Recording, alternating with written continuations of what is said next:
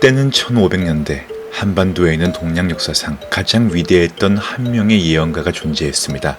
그 예언은 그 당시의 크고 작은 사건들은 물론 근대 한국의 정치 및 사회를 포함한 수많은 분야에서까지 놀랄만한 적중률을 보였으며 이제는 한국의 미래를 포함하여 세상에 대한 예언을 남겨두고 있는 상황인데요.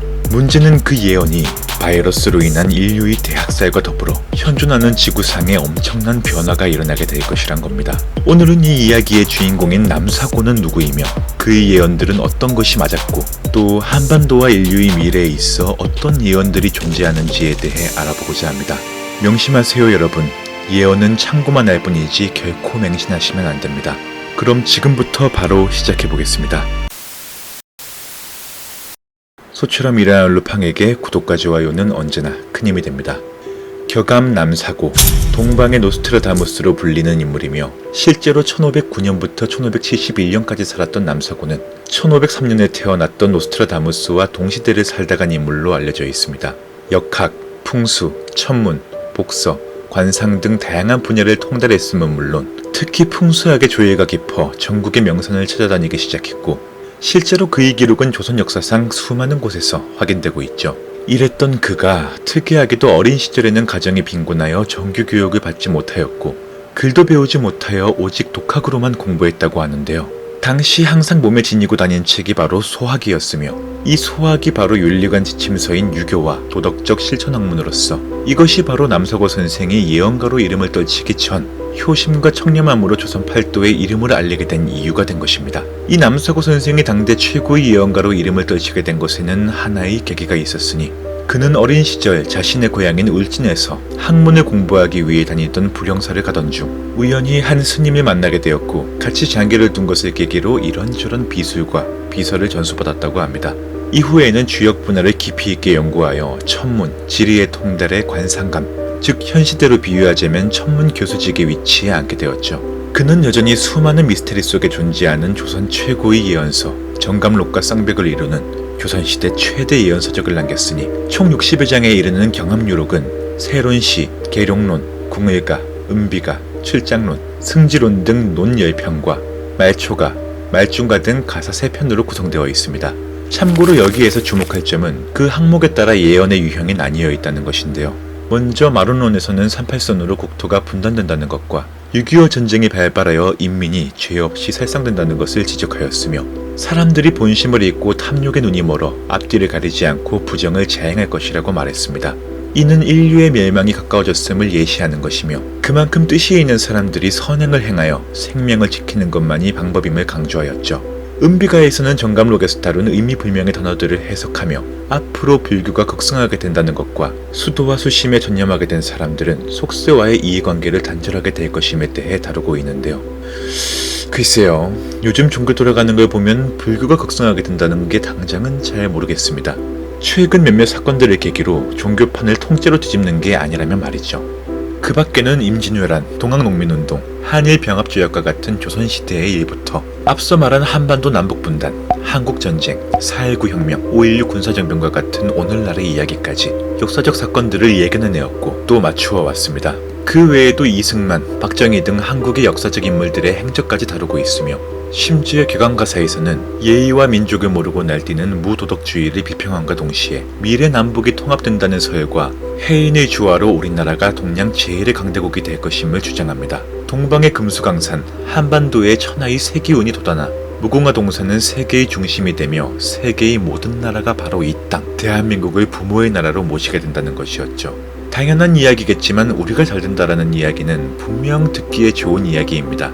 하지만 문제는 그 다음 부분부터 시작되는데요. 남사고는 세상에 참을 수 없는 괴질병과 재해가 넘쳐날 것이고 그 다음에서야 기가 모여들어 땅에 주도하는 살기 좋은 세상이 온다고 했습니다. 과연 이 남사고가 주장하는 괴질병이란 무엇이었을까요? 조선조 당시의 전염병 기록들을 살펴보면 천년두에 시달리는 것은 백성들의 일상이었고 주기적인 대유행으로 말 그대로 바이러스의 시대라고 해도 부족함이 없었습니다. 일단 가족 중 누가 병에 걸리게 되면 자진해서 집에 깃발을 걸어 표시를 해야 했고 한참 유행하는 시기에는 지방에서 한양으로 오는 길목 모든 집에서 붉은기가 펄럭이고 있었다고 합니다. 당시에는 지금의 천년두와 그 영향력이 비할 바가 아니었으니 치사율도 치사율이지만 얼굴이 흉측한 곰보로 변해버리는 시기에서 감염자의 정신적 충격은 더더욱 큰 문제였다고 합니다. 19세기부터 유입된 인도의 풍토병, 콜레라의 조선 국토가 초토화된 것은 그 당시 역병의 조선이 얼마나 대책 없었는가를 알 수 있는 부분이죠. 그 질병에 관한 이야기를 보다 자세히 살펴보자면 가사총론에서는 어느 늦은 봄 4월에 대해 이렇게 말을 하고 있습니다. 하늘에서 불이 날아떨어져 인간을 태우니 심리를 지나가도 한 사람 보기가 힘들구나. 방이 10개 있어도 그 안에 한 사람도 없고 한 구획을 돌아봐도 사람은 보이지 않도다. 작은 머리에 다리가 없는 하늘의 신장들이 날아다니며 불을 떨어뜨리니 조상이 천이 있어도 자손은 하나 겨우 사는 비참한 운수로다. 괴상한 기운으로 중한 병에 걸려 죽으니 울부짖는 소리야 연이어 그치지 않아 과연 말세로다. 이름 없는 괴질병은 하늘에서 내려준 지난인 것을 그 병으로 알아 죽는 시체가 산과 같이 쌓여 계곡을 메우니 어찌할 도리 없어라. 삼재팔란 3년 동안 흉년이 들고 2년 동안 질병이 도는 돌림병이 세계의 만국에 퍼지는 때 아침에 살아있던 사람도 저녁에는 죽어있으니 열 가구에 한 집이나 살아날까. 이 괴병은 인간의 지혜로는 도저히 알 수 없는 이름 없는 하늘의 질병이로다. 이때는 천지가 뒤집어지는 시대이니 하느님이 사람으로 내려오는 때인데 어찌 영원한 생명이 있음을 모르는가. 모든 것이 하나의 도로 통합된다. 이 구절이 바로 오늘날 그의 이야기가 다시 이슈가 되고 있는 부분이며 일각에서는 이 인류를 벼랑 끝으로 몰고 간다는 존재의 실체가 소두무족, 작은 머리에 다리가 없다는 이것이 바로 바이러스라고 주장하고 있습니다. 해당 예언에 따르면 지금의 개념으로 바이러스가 공기로 전파되는 즉시 반나절이 채 되지 않아 즉사하게 된다는 것인데 이게 과연 가능할까요? 남사고는 이 병이 세계를 마비시키면 물론 정치, 종교, 경제의 모든 것들을 붕괴시킨다고 하였습니다. 유례 없는 전염사태 속에 그 예언이 사실이고 거짓이고를 떠나 귀를 기울이게 됩니다. 지금 이 사진은 2020년 이전의 PC방입니다. 그리고 이 사진은 2020년 이전의 식당, 이것은 그 전의 한강이며 이건 회식 풍경입니다. 여러분은 이 사진들이 뭔가 어색하지 않으신가요? 전 마스크 없는 이러한 장면들이 정말 머나먼 예전의 일처럼 아득하게만 느껴집니다. 만약 이대로 흘러간다면 먼 훗날 조카들에게 삼촌이 살던 때는 마스크나 방독면이 없어도 집 밖을 나갈 수 있었다고 자랑할 수 있겠죠. 전염병은 언제나 인류 역사에서 큰 전환점으로 작용해왔습니다. 패스트균은 교황 중심이었던 중세 유럽의 기독교 사회 구조를 붕괴시켰고 스페인의 코르테스 병사도 단 600명으로 천년들을 활용해 멕시코 아즈텍에 100만 대군을 전멸시키기도 했었는데요. 비록 남사고의 예언이 천재 유행하는 바이러스가 아닐지언정 언제고 새로운 질병 혹은 바이러스의 출몰은 인류의 또 하나의 전환점이 될 수도 있다는 겁니다. 미국의 저명한 유전학자이자 여러 희귀 유전 질환의 메커니즘을 밝혀낸 샤론 모알렘은 인간의 질병과 진화 그리고 건강에 대하여 다룬 아파야 산다라는 책을 통해 우리 몸을 구성하는 데 필요한 명령이 들어있는 DNA는 인간의 전체 DNA 중 3%같이 되지 않는다고 말했습니다. 그리고 97%에 달하는 대다수의 DNA에는 인간을 위해 무언가를 하는 이로운 점이 없으며 충격적이게도 이것들은 박테리아와 바이러스의 조각들이라고 발표했죠. 결론적으로 인간의 DNA는 바이러스와 친척 관계가 성립된다는 말로 HIV나 천연두 같은 존속 바이러스는 수백만 년에 걸쳐 인간 게놈에 의지하는 진화 과정으로 인간의 파트너가 되었을 가능성이 있다는 겁니다. 바이러스는 쉽게 적응하고 또 인간과의 공생 파트너로 작용한다는 것으로서 세계의 모든 바다에 있는 바이러스의 수를 합치면 10의 32제곱, 바이러스는 인간보다 최대 100만 배 빠른 돌연 변이를 일으킬 수 있으니 한 의료인은 바이러스를 일컬어 새로운 변이를 통해 유전자를 다수 발명해내는 궁극의 유전자 창조자라고 정의했습니다.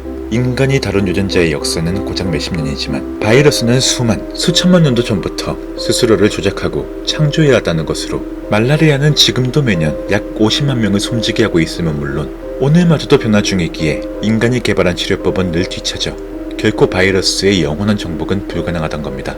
참고로 노스트라다무스 역시 죽기 전 인류의 운명에 관해 이 괴병은 너무도 무서워 젊은이나 늙은이 할 것 없이 모두 피해갈 수 없다라고 말한 바 있으니 이 예언의 진위 여부와는 별개로 이 질병이란 것은 전 세계에서 공통적으로 두려워해온 대상이란 것이겠죠. 다만 남사고의 예언은 역설적이게도 아무런 전망에서 끝나는 것이 아닌 이 질병이 문명의 패러다임을 송두리째 바꾸는 역할을 한다고 하는데요. 문제는 이것이 인류의 청소가 끝나고서 출현하게 될 갱생인류를 뜻한다는 겁니다. 과연 이 병이 창궐한다는 4월의 봄은 언제를 뜻하는 걸까요? 앞서 남사고가 말한 아침에 살아있던 사람도 저녁에는 죽어있다는 이 말이 여러분은 어떻게 들리셨나요? 그 이 말이 사실인지 거짓인지에 대해서는 물론 알 길이 없습니다. 예언이란 언제나 수많은 사기 속에 만들어져 왔고 또 그 유명했던 노스트라다무스 역시 오늘날에 이르러 그저 사기꾼이었을 뿐이라고 수많은 사람들에게 치부되고 있으니까요. 다만 남사고의 배움과 학문을 바탕으로 바라본 이야기들의 가능성만을 놓고 본다면 저는 그의 말이 현실이 되지 않으리란 보장이 없을 것이라 봅니다. 만약 또 다른 유형의 전염병이 창궐한다면 혹은 또 다른 변이를 일으킨다면 언제고 세상은 더더욱 끔찍한 결과를 맞을 수 있겠죠. 조금 희망적인 이야기를 하나 덧붙이자면 그는 한국이 동방의 중심이 된다는 말과 함께 이런 말을 남겼습니다. 말세 고렴 유불선 무도문장 무용야 서기 동래 구세진인 진사성군 정도령. 말세에는 모든 종교가 세상에 물들고 구태의연하게 신앙을 하며 각자 자기 종교에 고용을 하여 문장은 있어도 쓸모가 없다. 서양의 운세가 동방으로 오며 용과 뱀의 해, 성인이 나타나 바른 도의 말씀을 가져와 세상을 구원한다. 오늘날 한국 사회의 종교는 여러 가지 문제점을 안고 있습니다. 자신들의 종교를 억지로 강요하거나 방해된다는 이유로 다른 종교인을 배척하는가 하면 누군가에게는 정치적으로 악용되기도 하고 혹은 영리적 목적으로 이용하는 몇몇으로 인해 타인들에게 큰 피해를 주기도 합니다. 대한민국은 확실히 최근 수많은 종교 논란 아래 오늘의 사태를 맞이하고 있으니 과연 말세에는 각자 자기 종교에 고용을한다는 그 용과 뱀의 해가 올 수 있을 것이며 과연 우리 한국은 세상을 중심에서 그 성인을 목격할 수 있을까요? 오늘은 이렇게 남사고가 남긴 예언들과 다양한 해석에 대해 준비해봤습니다. 제법 그럴싸한 이야기로 혹은 조금은 두려운 이야기로 들렸을 수 있지만 격암유록은 필사로 전해져 내려온 특성상 추후 후손들의 손에 의해 첨가가 되거나 인위적으로 조작되고 수정되었을 여부 또한 충분히 존재하기에 이것이 바로 대한민국의 역사계에서 결코 격암유록을 가치 있게 받아들이지 않는 이유입니다. 결론적으로 위서로 더러워지기까지 하고 있는 것이죠. 따라서 제가 앞서 말씀드린 바와 같이 해당 예언을 절대 맹신할 필요는 없습니다. 다만 이러한 관점과 가능성이 있다는 점과 더불어 긍정적인 요소들에 대해 인지하고 자부심을 가져주시기 바랍니다. 동방의 중심, 대한민국이 되는 그날을 기대하며 늘 건강한 여러분들을 응원합니다. 이상으로 스릴로팡이었습니다. 오늘도 시청해주신 여러분께 진심으로 감사드립니다.